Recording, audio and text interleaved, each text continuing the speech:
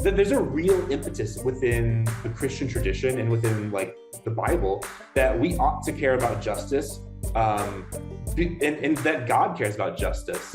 Which side are you on? Which side are you on?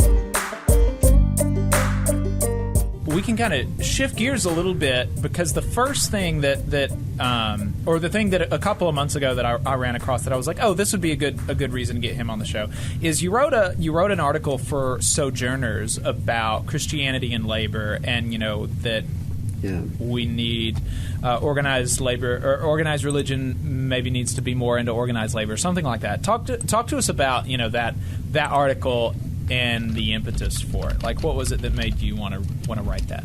Yeah, absolutely. So you're right. Yeah, the article's in Sojourners. You can go find it there. It's called "Recent Union Wins Mean It's Time for More Organized Religion." Apart from my podcast, I'm a labor organizer, and that's great. I love doing that. And I think what's really interesting about, like a strike or a labor action or, whatever, all kinds of those things. I don't think I've ever been to one where clergy members don't show up. There's always a priest, there's always a pastor, there's always, maybe some nuns or an imam or, anyone, a rabbi, they always show up. And that's awesome. I'm super psyched about that. Super psyched to see sort of like faith leaders come and be moral voices on a strike line or on, at a labor action. I think that's really great. But I guess what's a bummer about that is that rarely do you see an entire congregation show up, or you see a handful of like clergy, but you don't see all the regular people. And yeah, I don't know. Sometimes it makes sense. Sometimes labor actions are planned at times when people are working or whatever. But I guess it just like occurred to me that labor and like community support is something that religious people of any faith tradition should be like really invested in, I think. My context is Christianity, so I think it makes a lot of sense. So in that article that I wrote for Sojourners, I'm kind of like talking about this a liberation theologian from El Salvador. He's a Jesuit. His name is Ignacio Ellacuria. He is a really fantastic theologian. And was also, put his life on the line basically for what he believed in El Salvador, and was killed because of it. He's, martyred. But he writes this, he has this essay that's called "The Crucified People." And it's really an interesting essay because it's asking questions about did Jesus have to die on the cross or something? And this is like a big question that I guess like plagues some Christians, an interesting theological question, right? Is that necessary? And Ellacuria says it's only necessary insofar as that all people like Jesus end up on the cross in one way or the other, right? All people who are kind of like of that class that he calls the crucified people, all people who are workers, people who get low wages, people who are exploited by their bosses and their landlords, they always end up crucified by the system, right? That's kind of like the takeaway from this text. And if that's the case, then like what it means to be a person who thinks something important about Jesus, whether you think he's the Son of God or you think he's just a really cool guy, both I guess are fine in my case, so I don't know. But if you think Jesus is an important character, or he represents something powerful or noteworthy, then it's like you should also not just be on Jesus' side, but you should be on the side of all of the people who are just like Jesus in the world. All of the people who show up to work and have their wages stolen, or they get their union bust, or they get sexually harassed on the job, or whatever, right? Those are all people who are, for the most part, they have more in common with Jesus than they have in common with CEOs and their bosses, right? So in the essay, I'm kind of like arguing that out and saying like, if you're a Christian and you think Jesus is really great, then you should think all these other people are really great too. And the interesting part is that putting it in historical context, like I was just talking about, right? If you were there for the crucifixion of Jesus, you wouldn't just like hang your head and be like, well, I guess this is the way it has to be. No, you'd be really mad. You'd be really incensed that like a guy who you think is great is getting executed by the state, and you would try to stop it probably. And I think that's kind of like the impetus for people who are Christians. If you think that Jesus is really great, then you have to recognize that people are struggling just like Jesus did, and they're being crucified just like Jesus did, and I guess more metaphorical ways. But we have to show up for them, right? We can't let them be crucified. That's nonsense. We have to show up for them and try to take them down off that cross, or whatever that might mean in the situation, show up to their workplace and yell at their boss, or make sure that they get a union election that's fair, or make sure their wages aren't getting stolen, but that their boss thinks that they can get away with it, right? So that's what I was basically arguing. And then at the end, I kind of just give a handful of like practical steps for churches that want to get involved with labor. I think that's really important. If you go to a church and your church is not involved in labor, what are you doing? Call your local union, get someone to come out and talk to you, figure out how you can start showing up for labor actions. It's all really, I think, really important. I think that it's, yeah, I mean, if Christians and churches want to remain relevant in a way that's not just, for Christian nationalists or whatever, this is the way to do it, showing up on strike lines. Yeah. Yeah, I definitely, I think so, and I think it's important, and I think that, like you said, there's a certain amount of moral strength that comes from places like the church and clergy folks, but it would definitely be amplified by seeing more of their congregants out there and seeing that people are taking what they're saying seriously about these sorts of issues. Why do you think it is that that this doesn't happen more than it does? It's a super good question, and it's a hard one to answer too.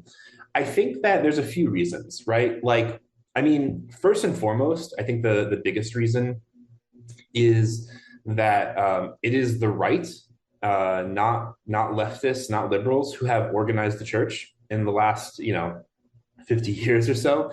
So when it comes to evangelical denominations and even Catholic denominations, even mainline Protestant denominations, the right has a far sort of stronger grasp on those spaces than the left does.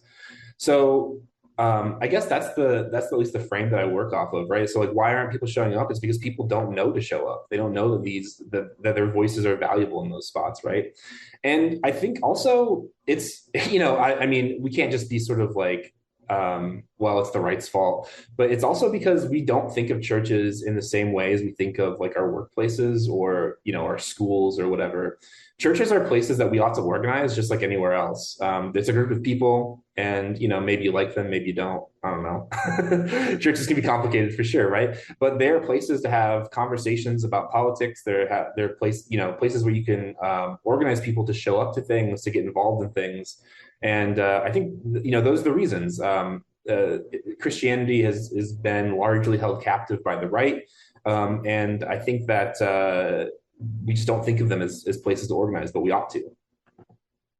I think that is just excellent. And I think that's something that we don't think about enough, and I really appreciate you making that point, because most of us on the left, we don't see churches as an organizing space, and we do have complicated relationships with the churches, but I think that's so important, and there are relationships there in churches that are pre-existing, right? I mean, you're not having to create these relationships out of thin air. There's something there. There's something bringing you together. There's probably a lot of shared history. So I think that's an excellent point, and I really wanted to echo that. And I liked your quote there that it's the right that has organized the churches. So if we can acknowledge that it needs to happen, it's possible. We acknowledge that we have lost so far greatly. Really, I would argue, at least since the New Deal is, I guess, when things really started to shift, is my understanding, and escalated, obviously, much more recently in the last 4 or 5 decades. But I really, what I dig about what you guys are doing on the Magnificast is that, it's one thing for us to say, like in the abstract, that we get the ideologies, the ruling ideologies of the day, or the ruling class's ideology, but to see how y'all can really break it down in terms of the church, in terms of how the teachings of Jesus, how the words in the Bible have been interpreted and how they've been passed on to so many of us, and how that really reflects capitalist. It does not reflect labor, which would be the vast majority of us. So I really like that. I think it's necessary. I grew up being raised Southern Baptist. Jacob grew up in the Holiness Church. I think there's a whole lot of us out there who were raised in churches, and particularly evangelical churches, where we got those sort of interpretations. And so it's refreshing to see a different perspective on that.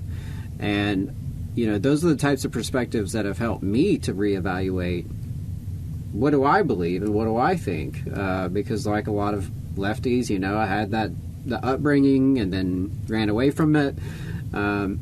But there's a lot more nuance there, and that's I really appreciate what y'all do to kind of bring that nuance out and have those conversations about what does it mean to be a labor unionist and someone dedicated to the working class in relationship with Christianity. Yeah, first of all, I'm not a particular missionary oriented person in the sense that I think people should be Christians or come to church. Whatever you do what's good for you for sure. Yeah, Don't you do you. You do you is right. Don't if you grew up in the church and it messed you up, don't worry about it. Don't worry about trying to find your way back in if you don't want to, I guess. But that being said, I think that there's something really important about religion in the United States and kind of understanding it if we want to be really good at activating some kind of social movement, right? Religion is a big deal in the United States, and especially here in the South. Totally, yeah, right. And that doesn't always mean church, right? Because a lot of people, would maybe identify as being spiritual, but not like the person that goes to church or something, right? You might think of yourself a Christian, but you don't go to church at all. Whatever, that's cool. But yeah, I think that if we kind of leave out that cultural space in our organizing, we're really missing out.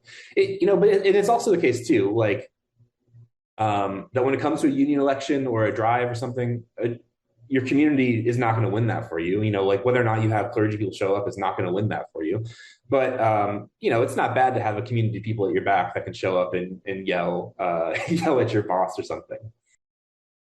And like you said, I mean, we have to organize the population that we have, and at least still to this day, there's a significant number of people who are religious, or who have certainly been influenced by religion, predominantly Christianity, but not exclusively. And we have to be able to have conversations with those folks. And I think one thing that's really stuck with me over the last couple of years, for sure, is some of the language that Cornel West uses in terms of, love is what justice looks like in public, and kind of thinking about the intersection of love and justice and solidarity and how those concepts really,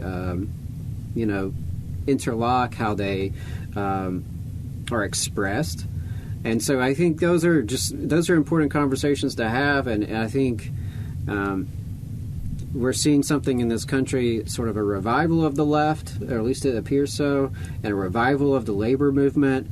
And I'm just going to be watching to see kind of, is there a revival in this particular type of religion or Christianity that is more focused on justice, that is more learning lessons from Jesus, the political organizer,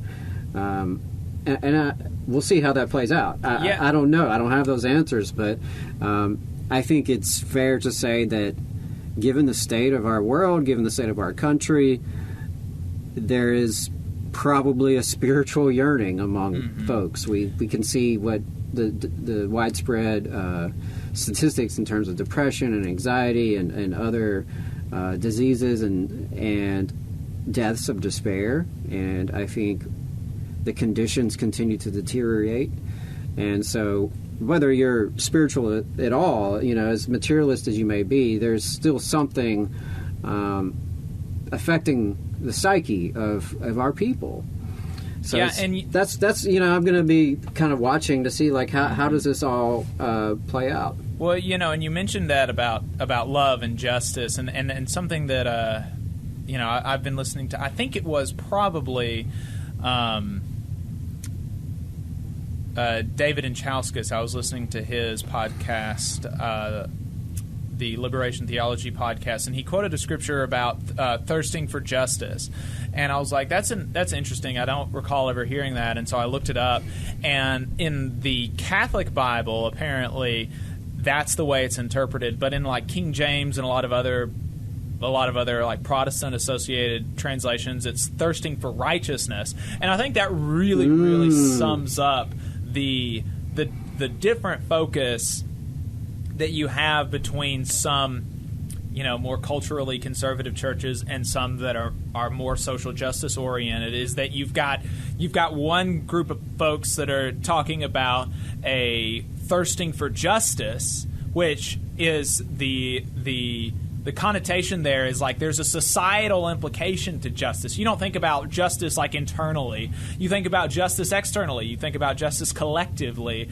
And then these other group of churches who are talking about thirsting for righteousness, which seems to me to have an individual purity type of connotation, like, thirsting for the ability, like, not to drink, or not to give into temptation and go to this ball game next weekend, right? And that's the kind of thing that I grew up in, is that, we're supposed to be thirsting for righteousness so that we are individually good enough. And the idea that there is a legitimate way to interpret even just that verse in a way that is thirsting for justice collectively in our society really spoke a lot to me, and I think really sums up well what y'all are doing at the Magnificast and what a lot of other people are doing in church and in small groups across the country that are really exciting. Yeah, thanks. Yeah, that distinction between righteousness and justice is so funny. It's just a translation problem, right? And and how that works out. But it makes so much deeper, right? I mean, it represents so much. Totally, because you hear the word righteousness and you think of sort of an individual type of virtue or something, that you're a righteous guy. Not really a phrase we use anymore. But it signals something different than the word justice. But I grew up in church hearing righteousness a lot, righteousness language, and I always remember the first time I went to sort of a different sort of church, and I don't know if you're familiar. There's a Bible verse. It's in Amos, which is one of the prophets in the Old Testament. It's like, it's like, let justice roll down as waters, right? And but I grew up hearing that differently, as like righteousness roll down as waters, and it's like, well, it's a different feeling. It's a different feeling. A waterfall of your personal sort of like goodness in the world is different than a waterfall of justice crashing down on people, right? So yeah, I think that, the Bible has a lot of like moral language that's really interesting, that's also couched in really particular sort of historical contexts, but they've been covered over, I think, in a lot of cases. One thing that comes to mind, whenever people ask me about like why I think Christianity is radical or important for labor organizers to think about, I always think about James. So James is it's a letter that is written in the New Testament, and it's one of my favorite Bible verses. So in James 5, there's a Bible verse that's titled "Warning to Rich Oppressors," and it's pretty fiery, basically, right? That's one of my favorite verses. yeah. So the verse says that the wages of the laborer who mowed your fields, which you kept back in fraud, cry out, and the cries of the harvesters have reached the ears of the Lord. I love that because, wage theft is a super rampant problem in the world, especially amongst low-wage workers. There was a survey that SEIU did a little bit earlier, right before the summer, like in May. And it was about fast food workers in California and wage theft. And the survey found that 85% of fast food workers in California suffered from wage theft. And I guess, that sucks. It's awful. That's it's like the worst thing I can imagine. That's an overwhelming number. Yeah, totally. And people lose billions every year in wage theft. But in the Bible, tell your pastor, tell your religious friends that when workers have wages stolen from them, God hears it directly, and God's mad about it. The Department of Labor may not hear about it. God knows. The Attorney General not listening. God is. And the King James version is definitely very cryptic and difficult to understand sometimes, and maybe there are some issues with the translation. But The King James version of James 5 is very, very metal. I don't know if you've ever, but this is what it says. Go to now, ye rich men, weep and howl for your miseries that shall come upon you. Your riches are corrupted, and your garments are moth-eaten. Your gold and silver is cankered, and the rust of them shall be a witness against you, and shall eat your flesh as it were fire. Ye have heaped treasure together for the last days. Behold, the hire of the laborers who have reaped down your fields, which is of you kept back by fraud, crieth, and the cries of them which have reaped are entered into the ears of the Lord of Sabaoth. Yeah, it's super metal. Very, very That's cool. got me ready. Your wealth is a canker is a great line. I love that. Speaking of translations, so there's another translation that a lot of Protestants use called the Message, and it's like a sort of like updated language.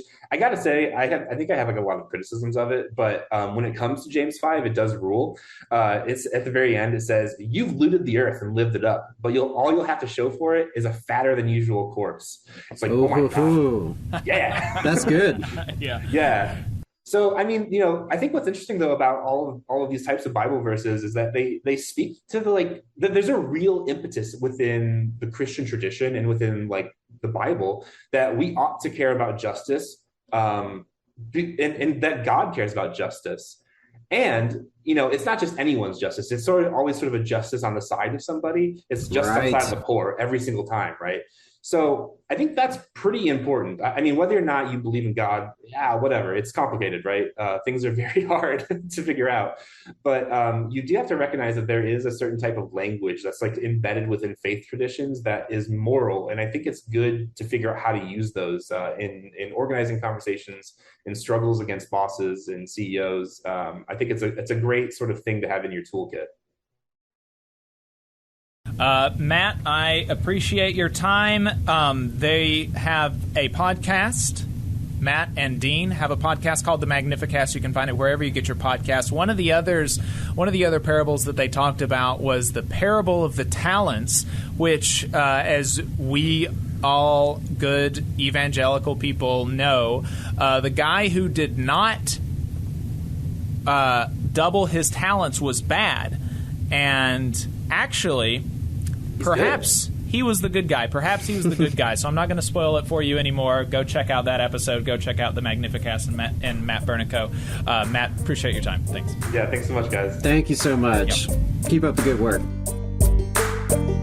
You just saw a clip from the Valley Labor Report. We are live every Saturday morning from 9:30 a.m. till 12:30 p.m. And we pride ourselves on keeping all of our content free to everybody so that we can talk to as many working folks as possible. If you support the work that we're doing, you think that it's important, you think that it's good, then consider making a monthly contribution to the project, and you can do that on our website, tvlr.fm.